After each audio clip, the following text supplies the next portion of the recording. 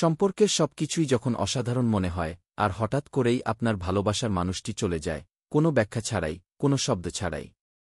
এটা একটা হৃদয়বিদারক অনুভূতি, বিভ্রান্তি, যন্ত্রণা, বিভ্রান্তি, রাগ। আমি নিজেও সেই অনুভূতিতে ভুগছি এবং জানি এই আঘাতের সাথে মানিয়ে নেওয়া কতটা কঠিন। আজ আমি এই কঠিন সময়ের মধ্য দিয়ে আমাকে কি সাহায্য করেছে তা শেয়ার করতে চাই। আপনি যদি এখন একই রকম কিছুর মধ্য দিয়ে যাচ্ছেন, তাহলে আশা করি এই টিপসগুলি আপনাকে আপনার আবেগগুলি আরও ভালোভাবে বুঝতে এবং আরও শক্তিশালী এবং ভারসাম্যপূর্ণ হয়ে উঠতে সাহায্য করবে। যদি সে নিজেকে দূরে সরিয়ে রাখে, তাহলে এখানে কি করতে হবে? স্বাগতম। এখানে আমি আপনাকে একজন আত্মবিশ্বাসী, আধুনিক পুরুষ হতে এবং একজন সত্যিকারের মূল্যবান নারীকে জয় করতে সাহায্য করব। ১. তাকে স্থান দিন। প্রথমত এবং সর্বাগ্রে, যে কোনো মূল্যে তাকে ধরে রাখার চেষ্টা করবেন না। যখন কোনো মেয়ে দূরে সরে যায়, তখন তাকে শ্বাস নেওয়ার, চিন্তা করার, এমনকি আপনাকে মিস করার জন্য সময় এবং স্থান দিন। কখনো কখনো আমরা সর্বদা কাছাকাছি থাকার জন্য খুব বেশি চেষ্টা করি এবং এটি আমাদের সঙ্গীকে দমিয়ে রাখতে পারে।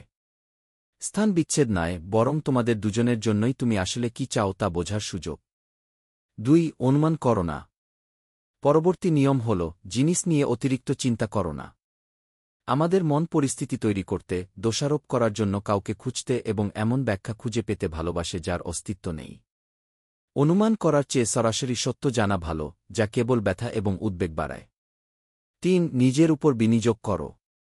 আমি যে সবচেয়ে মূল্যবান শিক্ষা পেয়েছি তা হল নিজের উপর শক্তি বিনিয়োগ করা। যখন আমার বান্ধবী চলে গেল, তখন আমি বুঝতে পারলাম যে আমি আমার জীবনের কিছু গুরুত্বপূর্ণ দিক সম্পর্কে চিন্তা করা বন্ধ করে দিয়েছি। যা তোমাকে আবার খুশি করে তা করা শুরু করো। তোমার শরীর এবং মনের প্রতি মনোযোগ দাও। পড়ো, ব্যায়াম করো, নিজেকে বিকশিত করো, তোমার আত্মবিশ্বাস পুনর্নির্মাণের দিকে তোমার শক্তিকে নির্দেশ করো। ৪. নিয়ন্ত্রণ করার চেষ্টা করো না। যখন কেউ চলে যায়, তখন প্রায়শই ভেতরে ভয়, ঈর্ষা এবং নিরাপত্তাহীনতা তৈরি হয়। কিন্তু চাপ, দাবি এবং নিয়ন্ত্রণ তাকে ফিরে আসতে বাধ্য করবে না। তোমার পরিপক্কতা দেখানো ভালো। তুমি ভালো কিছু করতে পারো, একটি উষ্ণ বার্তা পাঠাও, উদ্বেগ প্রকাশ করো, অথবা একটি ছোট রোমান্টিক অঙ্গভঙ্গি করো, কিন্তু প্রত্যাশা বা প্রতিদানে চাপ ছাড়াই। ৫. ইতিবাচক দৃষ্টিভঙ্গি বজায় রাখো। যদিও এখন সবকিছু আশাহীন বলে মনে হয়, মনে রেখো যে এটি ক্ষণস্থায়ী।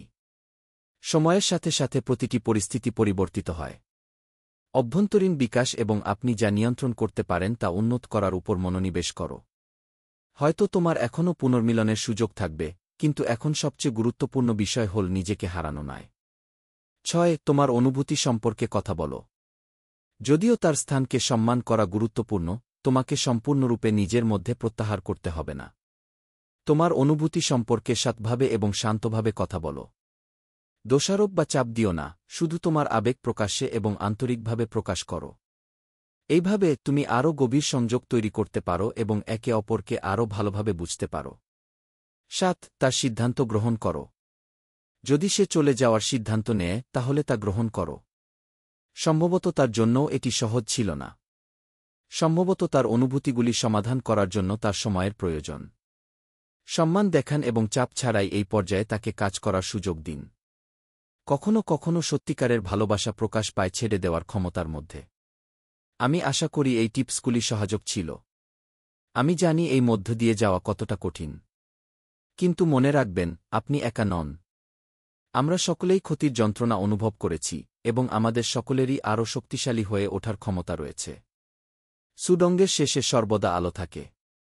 আপনি যদি নিজের উপর, ব্যক্তিগত বিকাশে এবং অভ্যন্তরীণ ভারসাম্যের উপর মনোযোগ দেন, তাহলে আপনি এটি কাটিয়ে উঠতে পারবেন।